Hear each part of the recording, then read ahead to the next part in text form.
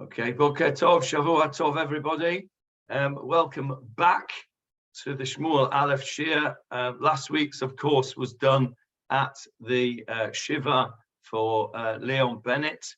And I hope those of you that weren't there have managed to look at the recording, because that's where we're going to carry on from. I'll do a little bit of a summary where we left off.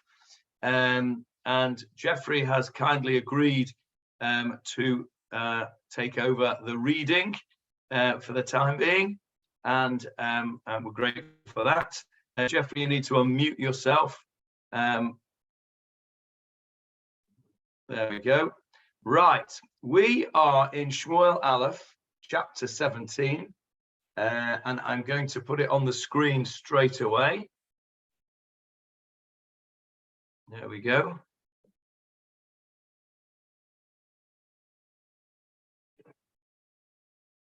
So I think you can see the screen now. We're up to verse 13. Now, what we did last week in verses 1 to 12, that's quite a lot we did last week, wasn't it? Verses 1 to 12 was basically setting the scene, that,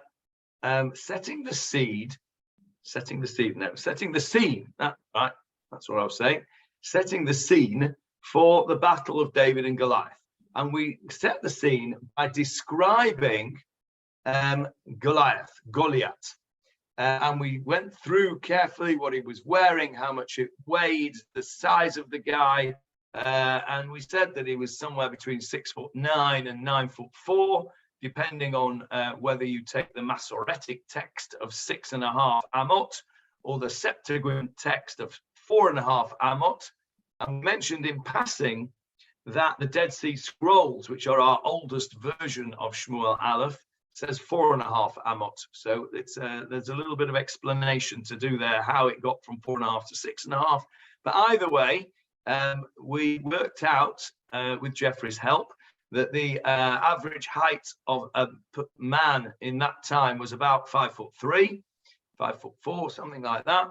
So even if he was 6'9", which is the smallest estimate that we have of Goliath, he was a big lad, and he was carrying huge amounts of armor with a spear whose head weighed 5 kilograms.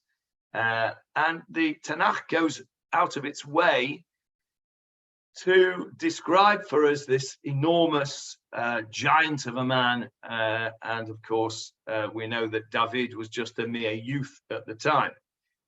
We all know the story. So it's one of those stories. Well, it's a bit like a David and Goliath story, really, isn't it? So there you go. We're going to go into the details. But strangely enough,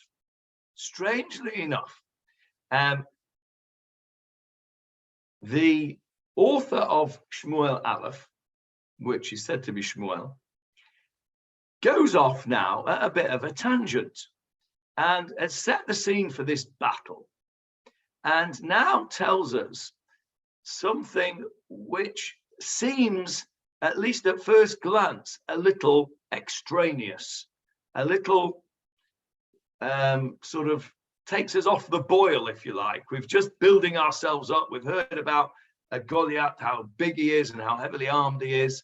And, you know, we're now itching to see what goes on. I mean, we know the story, but if you're reading it with fresh eyes, this is a page turner. You want to know what's going to happen. Who's going to challenge him?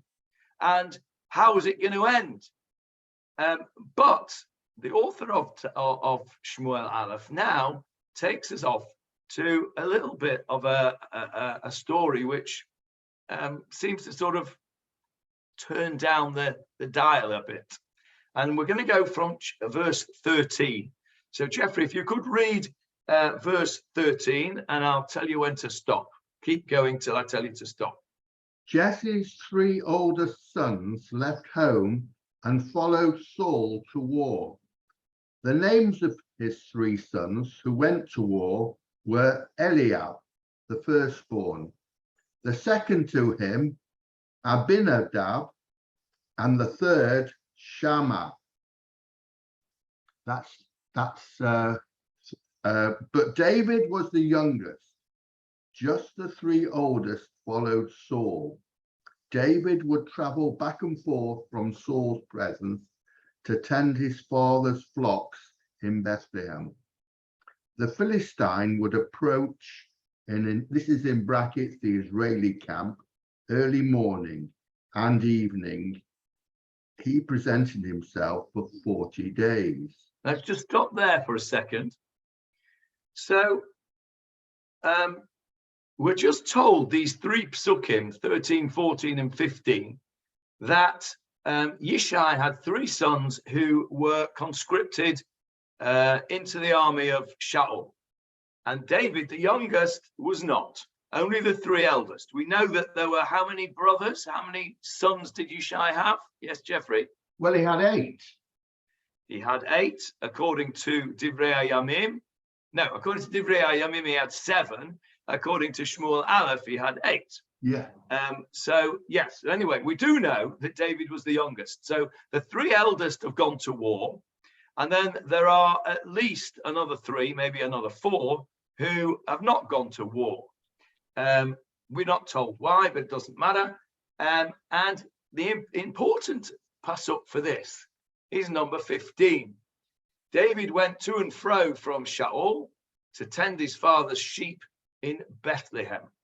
So David is a shepherd, and he's going to and fro from Saul. Now, what was he doing at Saul's? Feeding his brothers. Not yet. Providing supplies, no? Not yet. What was he doing? He was calming Shaul. He was calming, keeping him. Yes, correct. What he was doing, if we go back to chapter 16, let's just go back to chapter 16 for a minute. There we are on the screen, chapter 16. Have a look at this. Verse 21 of chapter 16. Chapter 20, verse 23, the last verse of chapter 16, Jeffrey. And it happened that whenever the spirit of melancholy from God was upon Saul, David would take the harp and play it with his hand, and Saul would feel relieved, and it would be well with him, and the spirit of melancholy would depart from him. Right, so that was a previous chapter. That is what David was doing. So it seems from verse 15, now David went to and fro from Saul to tend his father's sheep in Bethlehem, that he was not a full-time harpist calming Shaul all the time. He was also a shepherd tending his father's sheep. So presumably what happened was that he was tending his father's sheep, and then when Shaul got one of his episodes of depression, they would send for David. David would come, calm him down, do the playing of the harp. Shaul would feel better, and then David would go back to tending the sheep. So that's what he was doing at the time. That was his job. He was a part-time shepherd and a part-time calmer of the king. Now, verse 16, and the Philistine drew near morning and evening and presented himself for 40 days. What's the significance of 40 days, do you think?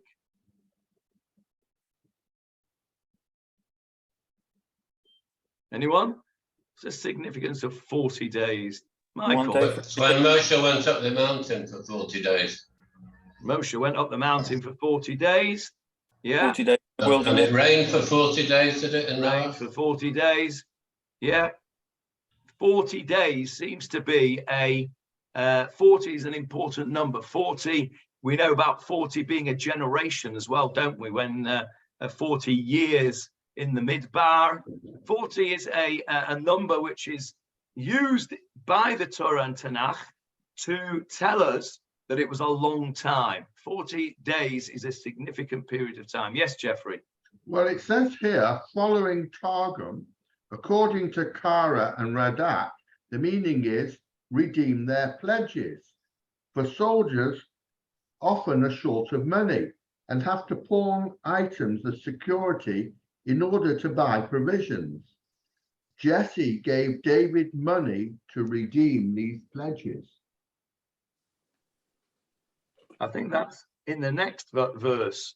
What I was referring to at the moment is why the Philistine presented himself for 40 days.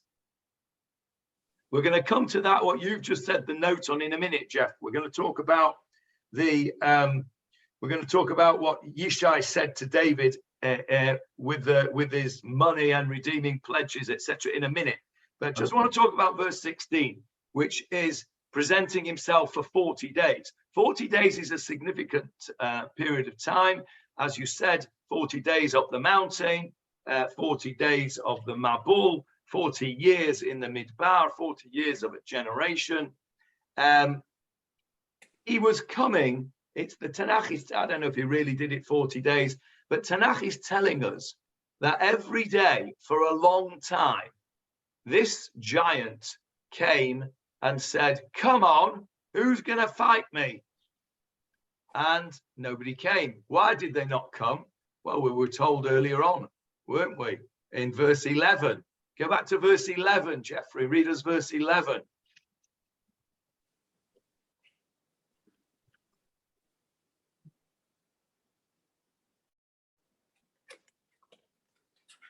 Well, I think this is it. And Samuel said, are these all the boys? And he said, No, you're in the wrong chapter. Next chapter, chapter 17. We're back in chapter 17 now. Yeah, chapter 17, verse 11. Is that what you want? Yeah. That's 16. Sorry. Chapter, verse 11. Saul and all Israel heard these words of the Philistine, and they were terrified and greatly afraid. Yes. So he came. If we have a look now back to 16, he came for 40 days, taunting them. Who's going to fight me? Come on, who's going to fight me? And they were panic stricken. They were frightened. For 40 days this went on. Or if you want to take that not literally, it went on for a long time. He kept coming back, and the more he came back, the more they got frightened, no doubt, because this was the way, we spoke about this last week, this is the way they conducted themselves in the Near East at that time, is that they would each have a champion, and whoever won would be the masters of the nation that lost. The losers would become slaves to the winners. So they were very frightened. And we spoke very briefly last time about the question of whose responsibility was it? Who should really have stepped up to the plate here and challenged and taken on the challenge of fighting Goliath? Well, it was Saul, wasn't it? Because A, he was the king, and B, we know from when he was first came on the scene. Yes, Michael, you're right. Tell us, Michael. He was a very tall man. He was head and shoulders taller than anyone else. There's a little so if bit. he was 5'6", I mean, if the average fellow was 5'3", 5'4", he might have been 5'8", 5'9", or even might have been 6 foot. But he was taller than everybody else. And he was the obvious choice to take on Goliath, but he didn't do it. And the reason he didn't do it, of course, is because, and we spoke about this last week at Leon's, that spirit of God has been removed from him, and he's got a different spirit now. He's got the spirit of melancholy. Who's got the spirit of God on him? David. Batitzlach ruach Hashem al David. So that's why we're being told about David. Now, so we've set the scene. David is the youngest. The 3 oldest brothers are in the war. Okay. And verse 17, Jeffrey. Jesse said to his son David, please take this ephah of toasted grain and these 10 loaves of bread for your brothers, and hurry to the camp to give your brothers, and bring these 10 cheeses to the captain of the 1,000. inquire after the welfare of your brothers and obtain a report of their welfare. Okay, so again, I ask you the question. It's all very nice, this, but what's it got to do with anything else?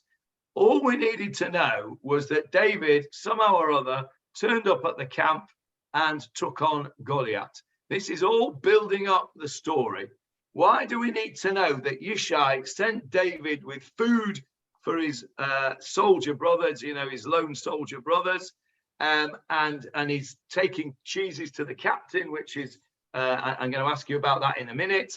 Why do we need to know all that, Jeffrey? Well, I think because Yishai knew that David was anointed, and he also knew there was an impasse, and Shaul was not going forward. So he had to have an excuse to put David into the camp and to be accepted. So he sends him with food for his 3 sons who were there, and he sends cheeses for the captains. So he's giving David a prominent role and putting him into the face of the captains, and he's promoting him, in other words. That's really interesting, that. So what Jeffrey's saying is that this was a ruse of Yishai. Yishai, who knows that David has been anointed as the future king, sees an opportunity to manipulate a situation so that David is in a prime position. I never thought of that at all, but that's very interesting. We know that Yishai didn't know he was anointed because it was done at Yishai's house, and Yishai would have witnessed it. On the face of it, a simple understanding of the words, Yishai is asking his son David to go and take some provisions to the soldiers, his brothers, and also presumably a sweetener to the captain. And my idea was that he was taking a sweetener to the captain so that the captain would look after his brothers, and look after these brothers who were the soldiers. But maybe you're right, Jeffrey. I never thought of it. It's a nice idea that Yishai, and we have to say that Yishai is an important person in Tanach. We don't just call David. He's always, or very often, he's referred to as David ben Yishai, Avdacha Mashichecha. Okay, so Yishai is in contrast, by the way, and I'm not suggesting that this is casting aspersions on Amram, but Moshe is not referred to as Moshe ben Amram very often. We know that Amram was his father. We're told that at the beginning. But after that, he's not referred to as Moshe ben Amram, whereas David is referred to as David ben Yishai. And it may well be that that is in praise of Yishai, and it may be that Jeffrey's suggestion of Yishai doing almost an Akedah-like activity of almost, inverted commas, sacrificing David to go and do this battle with Goliath, and was a great act of faith in God and in faith in David as well. It's a nice idea. I hadn't thought of it. Any other comments on that? Yes, David Marks. Yeah, just something you touched on there. There was a Midrash or Gemara I learned last week, and it claims that there are 5 people in Tanach who never sin the whole of their life. And 2 of these are, one of them is Yishai, and the other one is Amram. How interesting. I think it's a Gemara because I've learnt it myself, that. But I don't know where it is. And I was aware that Yishai was one of them. it hadn't occurred to me, or I didn't remember that Amram was one of them, but that's very interesting, isn't it? What's the parallel between the two? In effect, they are the fathers of the heroes who did sin. Yeah, it's really interesting that another one, by the way, in the list was Binyamin. Yes, and I don't remember who the other ones were. I think the other ones are a little bit more obscure, but we'll try and find that Gemara for you and say it. But that's really interesting. Yishai, I think, is definitely considered to be an important character. Yes, Michael. Couldn't it be these extra verses that we're talking about? Could it be more that Shmuel wants to actually set the scene to justify why David was actually there before he was fighting Goliath? I think that's right on the face of it. That's what it's doing. It's it's telling the reader how come David was there in the first place. But I'm not convinced that that's necessary. I think there must be something more to it than just that. You're right. That's what if you just read the story, it's just telling you, well, how come, the reader, it's almost like in brackets, in case you're wondering how come David happened to be there, well, he was just taking some provisions for his brothers. So, it's like a little fact.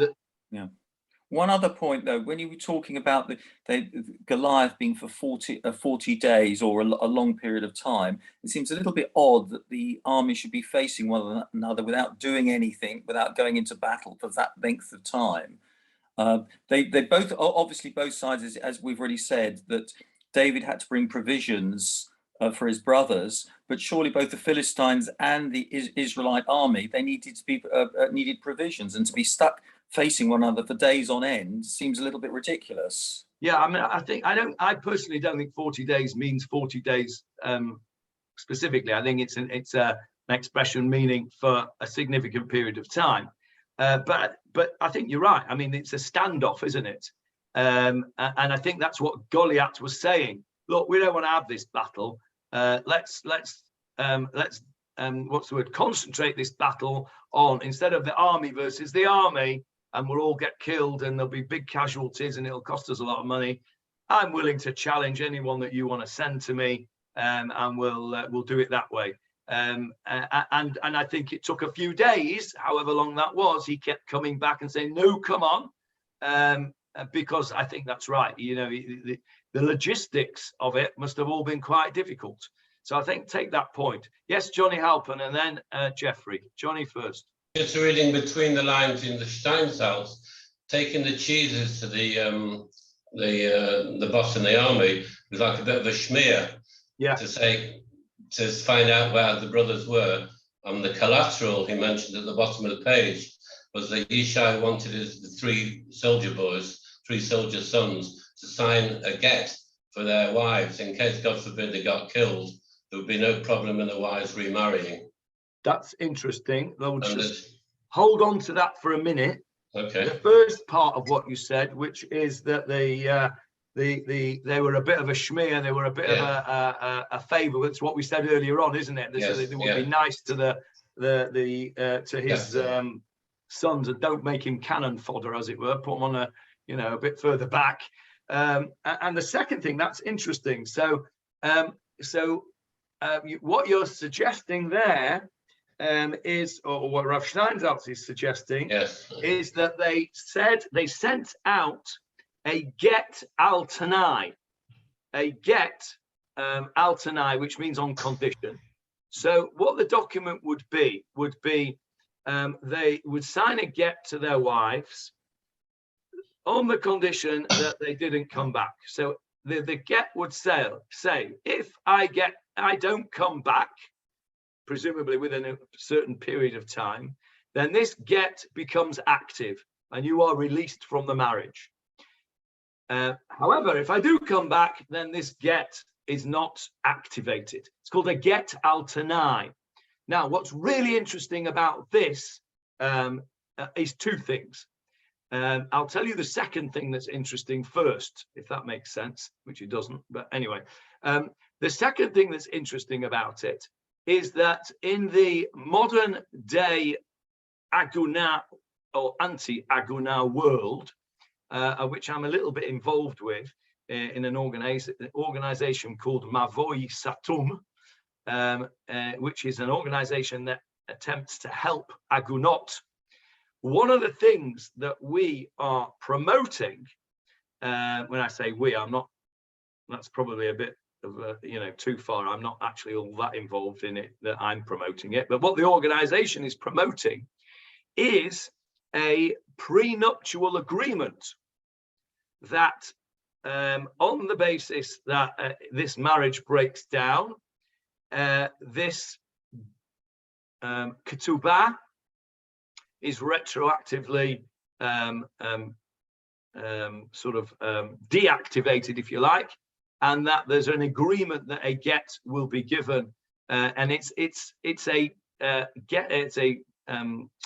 ketubah al tanai, and we're pushing very hard that the Rabbanut should accept this idea to prevent agunot, to prevent women who are chained.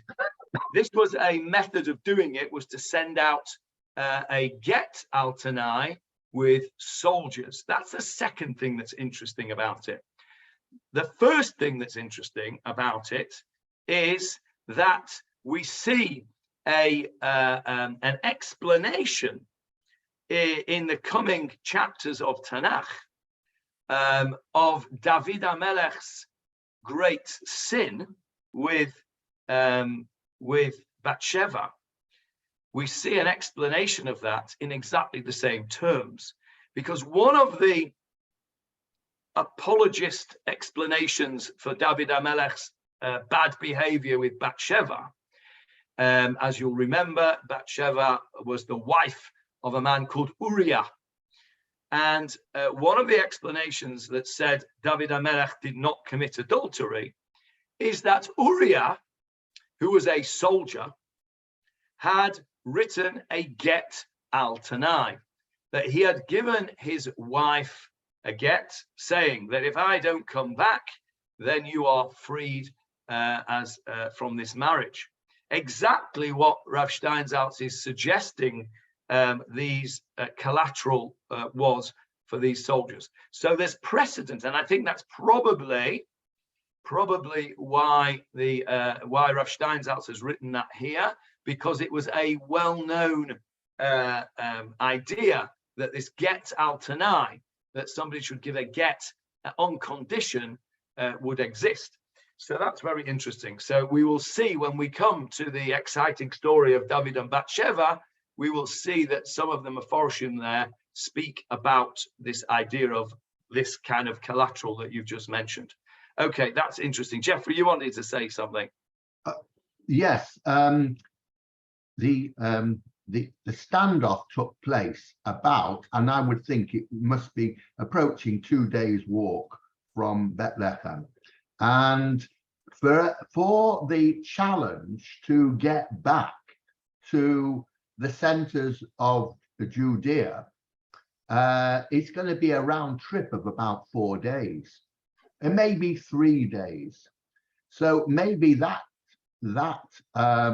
adds to the period of time for the standoff, because there were other centers of Judea where people lived, which possibly could have been further.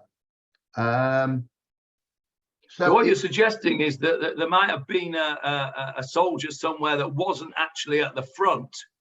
Someone might have been up for it, there might be some. Okay, and that's possibly why Goliath said, okay, I'll give you a few days, but where are you? Come on. Then after a while, after inverted commas 40 days, he says, well, you've had long enough now, haven't you? Yeah. Yeah. There was no telegraph. There was nothing. They had to send messengers. Yeah, that makes sense. And the more messengers they sent out, the less soldiers they've got anyway. So now, I think that makes sense. Now, I want to look at this story in a bit more detail now. So, I'm going to describe what we've just read in slightly slightly obtuse terms, and I want you to tell me what it reminds you of. Okay, so Yishai has a significant number of sons, 7 or 8. His youngest one is told to go and take something to their brothers and to see how his brothers. Yes, Jeffrey. Oh, it's the Pharaoh talking to the children, to Jacob's sons, and he wants to see the youngest son. He wants to see Benjamin. Okay, so you're in the right area. It's the Yosef story. I go for Yosef. Yosef, I meant Yosef, not yet. Yeah. No, Yosef is sent to his brothers, and so I'm talking about slightly earlier. That's right. That's right. It's all about the Yosef story. Let's just carry on my obtuse description. A father sends his youngest son to give a report on how his older brothers are doing. That youngest son, this David fellow, this youngest son, happened to be a shepherd. And he gets there, he goes, he follows his father's instructions, and he comes to the brothers. And we will see in a moment some more parallels between the David story and the Joseph story. Let's go on and Except see. His youngest son was Binyamin, not you. No, it was at the time. You're always trying to put a dampener on it, Paul. Yeah, a younger son.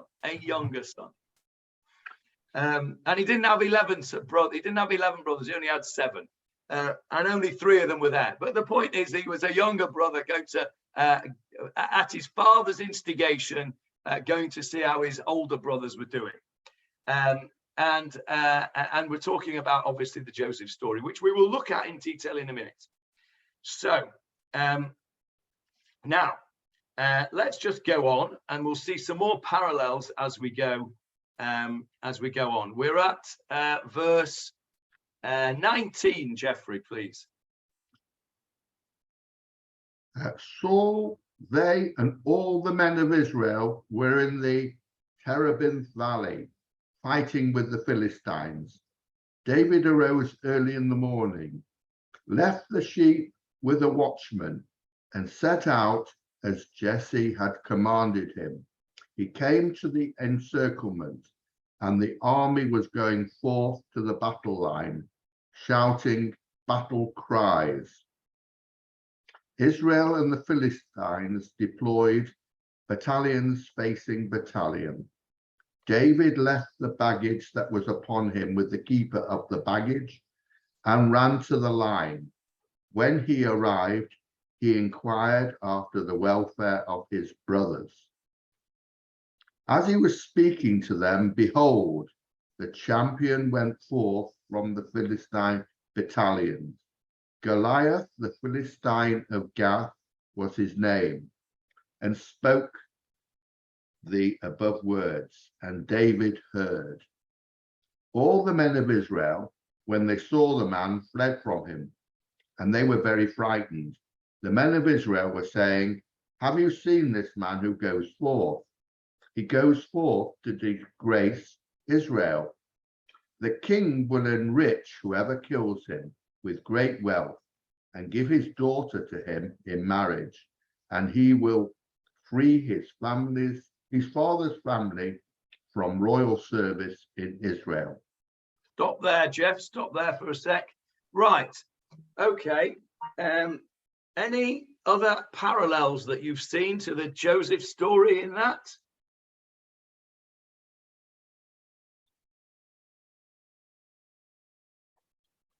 Anyone?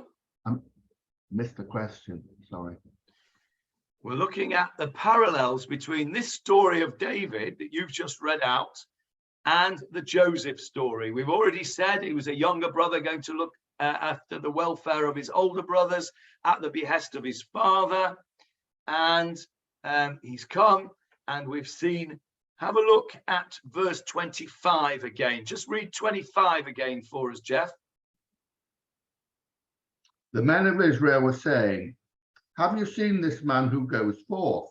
He goes forth to disgrace Israel. The king will enrich whoever kills him with great wealth and give his daughter to him in marriage, and he will free his father's family from royal service in Israel. Okay, so what happened in the Joseph story? The king needed something doing. It turned out that it was interpretation of dreams. And somebody came along and did it, and that was Joseph. What was his reward? Deputy Yes, Jeff. Pharaoh. Say that again, Michael? Deputy Pharaoh, effectively. Effectively, Deputy Pharaoh. He was enriched, okay? He was a poor slave boy who was in prison, and suddenly, what did Pharaoh give him? Gave him royal robes, he gave him a chain, he gave him a ring, he gave him riches. He enriched him. What else did he give him? Jeffrey. He gave him his master's daughter in marriage. He gave him his master's daughter in marriage. So you can see the parallels again here. The men of Israel are saying, whoever does this job that the king wants. I can see Paul's got a very skeptical look on his face, and I've no doubt we will tell us why he doesn't agree with it in a minute. But the king, he's got a job to be done. Whoever does this job is going to be enriched, and he's going to be given the daughter of somebody important, in this case, the king himself, in marriage. Okay. So there's some more parallels between Yosef and David. Yes, Paul, you're itching to tell us something. For a start, I think you're scratching it. This reward was announced in advance. Nothing like that happened with Yosef. He was taken out of jail. That wasn't promised anything. So, I don't really see that it's quite the parallel that you're seeking to make. But, Okay, whatever. fair enough. It's not an exact parallel. And maybe I'm stretching it a bit, but there we go. Joseph's reward was freedom from jail. Okay, but he also was given riches and the wife of his master. And David was promised here, or whoever was going to do the job, was promised riches and the wife of his master, as the daughter of his master as a wife. He was also promised over here, this person, his father's house will be free in Israel. And that meant what? Free of what? Taxes. Taxes, and also free of Military service. Okay, that was what would happen. He would get free of taxes and free of military service for his family. In the Joseph story, the family of Joseph come down to Egypt, and they are sent into Goshen, or they are given Goshen as their place of residence, which was offshore and didn't have to pay taxes. They were exempt, but Paul's not happy with that. They were exempt from military service. How do we know that? Because Joseph says to them, don't tell them that you're soldiers, tell them that you're shepherds, because otherwise you'll get schlepped into service. But they weren't schlepped into service. They were free. I grant you, Paul, I'm stretching that bit. But you can see there are parallels here. I'm going to show you some more parallels in a sec. David then says, where are we? Verse 26, Jeffrey. David spoke to the men standing with him, saying, what will be done for the man who slays this Philistine and removes disgrace from Israel? For who is this uncircumcised Philistine, that he disgraces the battalions of the living God? So the people told him regarding this matter, saying, such and such shall be done for the man who kills him. Shall I carry on? Yes, carry on. Eliab, his older brother, heard as he was talking to the men, And Eliab became angry with David and said, "Why did you come down here? And with whom did you leave those few sheep in the wilderness? I am aware of your willfulness and your evil thoughts, that you have come down here in order to watch the fighting." Okay, now, how about this parallel, Paul? Here you have an older brother getting angry with the younger brother and accusing him of impetuousness and evil in his heart. There's another parallel there. Yosef's brothers, Yehuda in particular, was the one who became angry and said to Yosef, or said to his brothers, "We'll see what becomes of this dreamer. We'll get rid of him." And they hated him. They hated him, so there's this confrontation with an older brother. There's another parallel, and in fact, he accuses him of Eliab accuses him of something which he hasn't done. Why have you come down? Well, he's come down because his father told him to do so. In the same way as Joseph went to see his brothers because his father told him to do so. Who have you left the sheep with? As if to say, well, you've abandoned your post. Not true. We're told earlier on, and you might have asked yourselves, well, why do I need to know that? Well, here we go. David over here, we said it before in verse 20, David arose early in the morning and he left the sheep with the keeper. He didn't just walk off and leave them.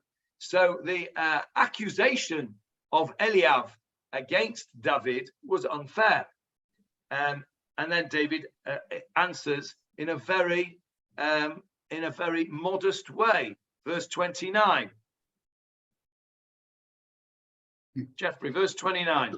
David replied, "What have I done now? Was it not mere talk?"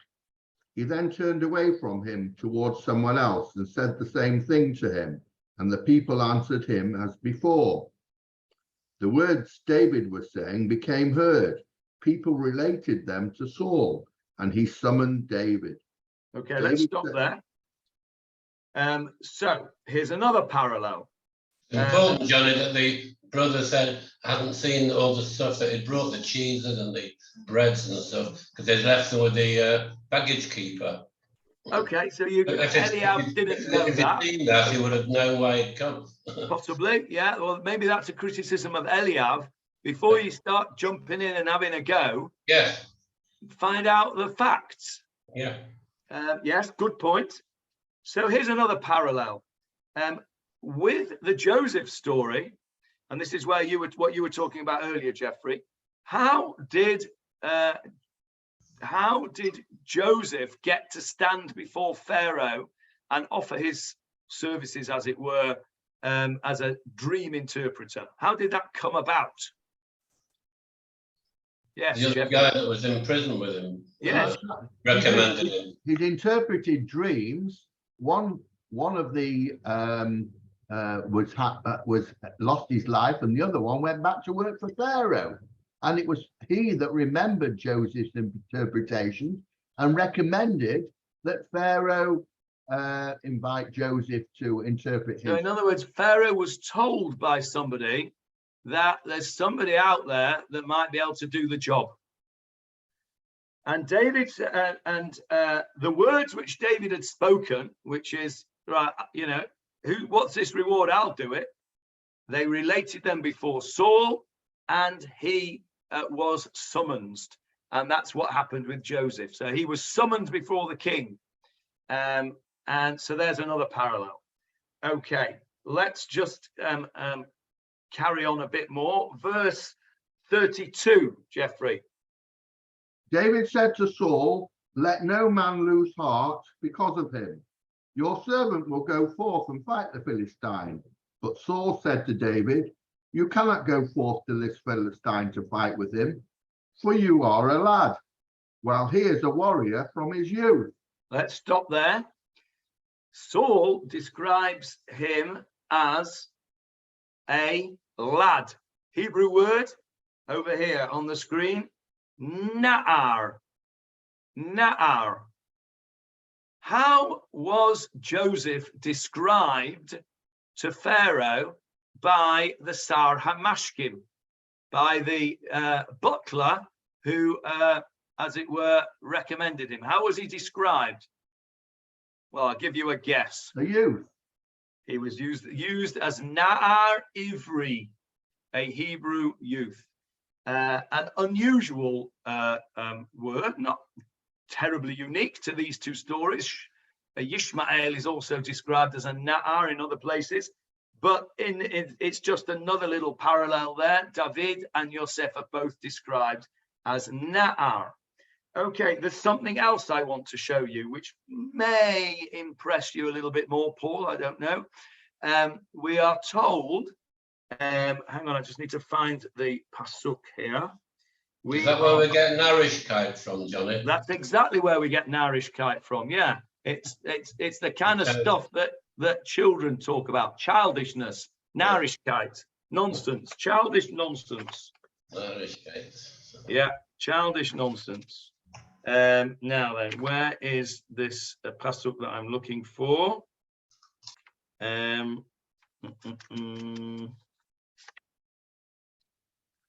we go. Have a look in chapter 16 of Shmuel, please. Which is the chapter before our previous chapter. Have a look in chapter 16, verse 18. It's on the screen for you now. Jeffrey, when you're ready, if you could please read it. One of the young servants spoke up and said, "Behold, I've seen a son of Jesse the Bethlehemite, who knows how to play. He's a mighty man of valor and a man of war, who understands the matter, and is a handsome man, and Hashem is with him." Okay, stop there. We spoke about this pasuk in some detail when we got to it, because at this stage, he was not a mighty man of valor, nor was he a warrior, nor had he shown himself to be prudent in affairs. But nevertheless, that's what was told to Shaul. We needed to explain that, and it was difficult to explain because at that point, it was out of context. But what I want to point out to you in this pasuk is this word here, Navon Davar, which is translated on the screen as prudent in affairs. What have you got there, Jeff? He knows how to play. No, keep going. Mighty man of valor and a man of war, who understands the matter. Okay, who understands the matter. That's what you've got there as a translation. We've got prudent in affairs. Comes from the word Navon.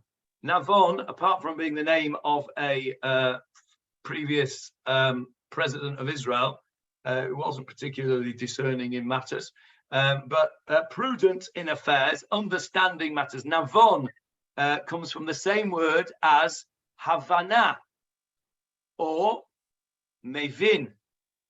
Anita, our Yiddish expert, what's a Mavin? I know.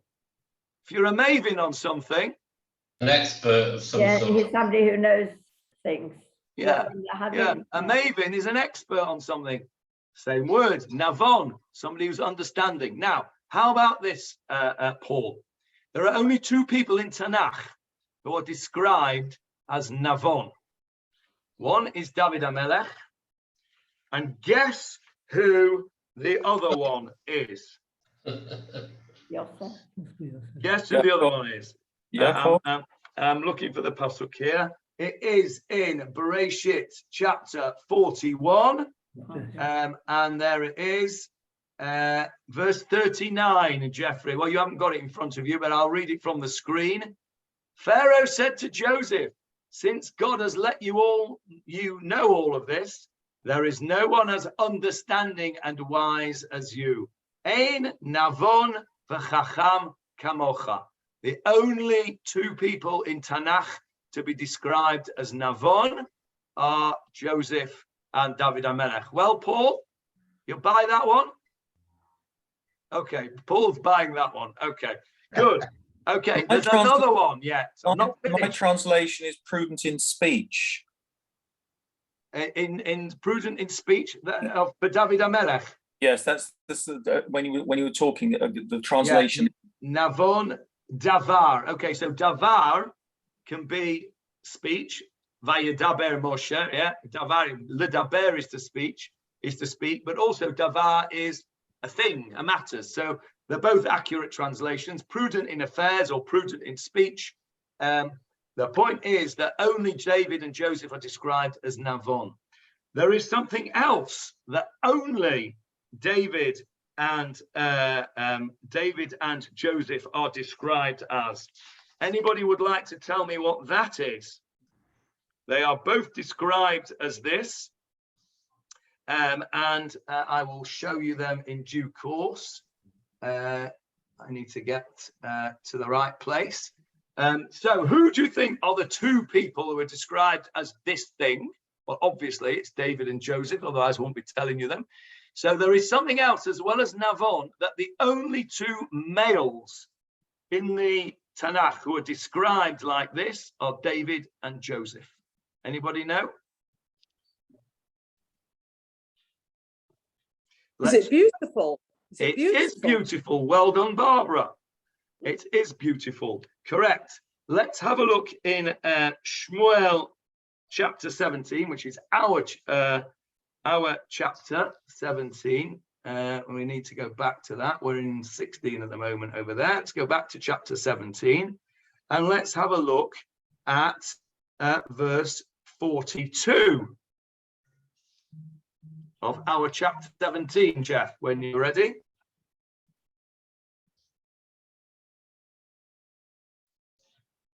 Sorry, 42. The Philistines appeared and saw David, and he was derided, and he derided him, for he was a youth, ruddy and handsome. Okay, ruddy and handsome. Look at the Hebrew. Yefei mareh. Yefei mareh. Well, somebody else was described as Yefei mareh in next week's Sedra that we lamed at Mincha yesterday. Who was that?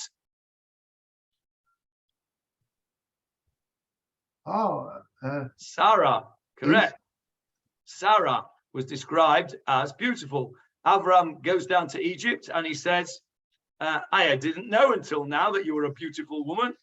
And so, but the only two males, there are other females who are described as beautiful. Rachel is described as beautiful. Sarah is described as beautiful. I don't know about Rivka. I'm not sure about that. Maybe David can help me out on that. But the only two males are David over here and Joseph in chapter 39 of Bereshit. So let me just get that for you. Chapter 39 of Bereshit in verse 6. There it is on the screen. Vayazov kol shelo biyad Yosef. This is talking about Potiphar. He left everything in Joseph's hands. V'lo yada itom umay. He didn't hold anything back from him. Ki im alechem asher hu ochel, except for the bread. Vayehi Yosef yefei to'ah vifei mar'eh. The exact same word as David is described, yefei mar'eh. And they are the only two males in the whole of Tanakh who are described as yefei mar'eh, handsome in appearance. So I think, maybe even Paul will agree that we have demonstrated a very significant parallel, not exact, but there are definite parallels here between the story of David and the story of Yosef. Now, we've come up to the end of the time, so I don't want to start the explanation as to the parallels, but what I would like you to do over the next week is to think about why Tanakh might be pointing us in the direction of the Yosef story when it comes to David HaMelech. There seems to be some very, very clear stylistic and linguistic connections between the David HaMelech story and the Joseph story.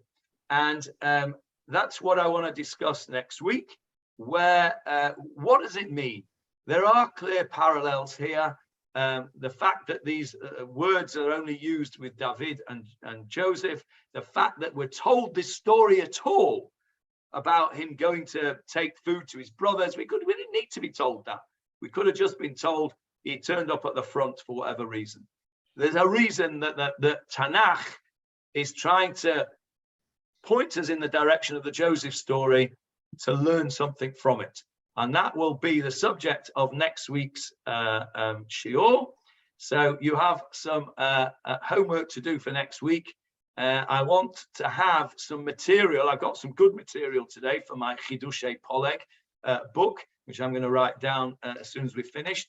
Jeffrey's idea that Yishai manipulated this idea, that can go in the Chidushei Poleg book, because I've never heard it before. So I want some good Chidushei Poleg for next week as to why the David and Joseph stories are seemingly parallel. Any questions or comments up to now?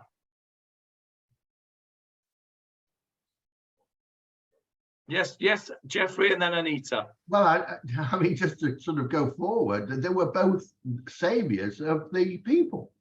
Okay, they were saviors of the people. All right, there's a first parallel, another parallel, if you like. That's not telling us why we're told that. That's another parallel. I'll put that on the list of parallels. Yes, Anita? I was just wondering why David left all the food with the baggage keeper and he didn't actually deliver the food to his brothers. They must have all been very hungry after hanging around for so long, right? And also he was supposed to give a shmir to the captain and he didn't do that. He just left the food and he didn't do what he was told by his dad. I think you're right. Good question. Maybe there was a, I don't know. I mean, the obvious answer, I suppose, is that the captain and the soldiers themselves were actually at the front and weren't able to take delivery of it until they came back from the battle. Don't know. It's a good question. Why didn't he actually fulfill that role? Okay. Stein says they had left the battle to go to battle. Says what, Johnny? He left the baggage that was with him in the hands of the keeper of the baggage, the man in charge of guarding equipment for those who had left for the battlefield. Ah, there you go. So there's the answer. Like I said, they weren't able to be delivered because they were at the front and they were like, if you like, they were put in their pigeonholes, in their lockers, ready for when they came back. Yeah. It's a bit like when you were at summer school and you got a tuck box from your parents, and you had to go to the office to go and pick it up. And then you take it back to your dorm, and then you'd have to share it out with everybody else. So that's what it was. It was with the baggage keeper because they couldn't pick it up on their own at that time. They were busy fighting. I'll tell you what I've got a question on, which just occurred to me while we were reading it. We heard before that they were actually at battle. They were shouting battle cries, and we're told, verse 19, they were at war with the Philistines. And what's his name? Goliath had said earlier on, let's not fight. Let's do it my way by just the 1v1. So that needs a little bit of looking into as well. I only just recognized that as Jeffrey was reading it, that we're told that actually the battle was underway. So maybe, I suppose the obvious simple answer was that they were fighting, but this was a break in the fighting, if you like, a truce or a temporary lull in the fighting. And at that point, Goliath came with his suggested battle. Anybody got any further views on that? That will be helpful. Yes, Johnny? It is likely that throughout those days, I'm reading Rabbi Stein's house, it is likely that throughout those days, there were constant minor skirmishes between the arrival. So Rav Steinsaltz is saying similar to what I said. Yeah. Okay, good. Well, all of these things are very important because apart from being important in themselves and what we can learn from it, what it's teaching us is to read things with our eyes open, because we all know the story, but we didn't know these little details, did we? I mean, we know David turns up, battles Goliath, chucks a stone at him. We know that bit, but all these little bits of extras, there's so much there that if you you know, it's so easy to skim over it, if you'll pardon the pun, and to miss so much. So it's important that we look at that. I mean, we've done a lot of psukim today. I mean, we started at verse 13 and we got as far as verse 33.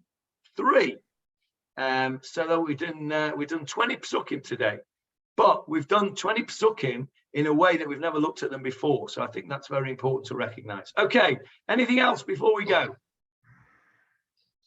No, thank you very much, Johnny. Okay. Thank you. Tomorrow night, 8 o'clock, Tefillah, Shiur. Wednesday, Gemara Shir. Tuesday night, Ruby on Sefer Yonah. Thursday, Matan. Wednesday night for English speakers. For Hebrew speakers. Those that understand Hebrew, don't have to speak anything. Those that understand Hebrew, highly recommended. Thursday night, Rav Yuval is starting a shiur on the teachings of Rav Kook.